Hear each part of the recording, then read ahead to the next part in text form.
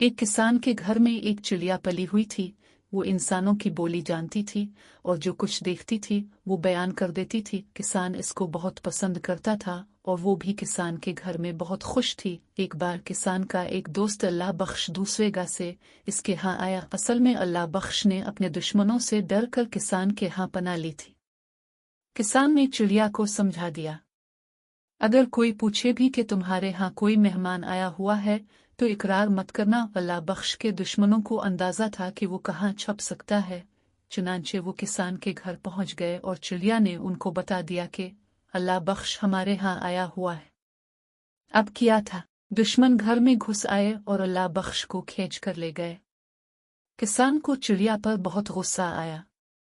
इसने चिड़िया को मारकर घर से निकाल दिया। चिड़िया मारी मारी फुर्ती रही। इसको बेवफा समझकर किसी इंसान ने अपने घर में नहीं रखा। इस परेशानी में इसकी मुलाकात एक तोते से हुई। तोता भी आदमी की बोली जानता और बोलता था। चिड़िया ने कहा कि इंसान बेवफा होता है और अपनी बिपता सुनाई और तोते को मशवरा दिया कि वो किसी इंसान के घर में ना रहे। तोते ने बड़े एतमाद से कहा, जिंदगी गुजारने के लिए अक्ल से काम लेने की जरूरत होती है।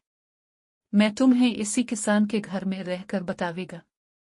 तोता किसान के घर पहुंचा। किसान जो अकेला रह गया था बहुत खुश हुआ और बड़ी चाहत से तोते को अपने साथ रख लिया। दोनों आराम से रहने लगे। किसान जो कहता तोता इसे दोहराता, लेकिन जो कुछ देखता इसे मुंह से नहीं निकालता। एक दिन तोते को चिड़िया मिली तो इसने तोते से हाल अहवाल पूछा। तोता बोला, अल्लाह का शुक्र है, बड़े आराम से गुजर रही है।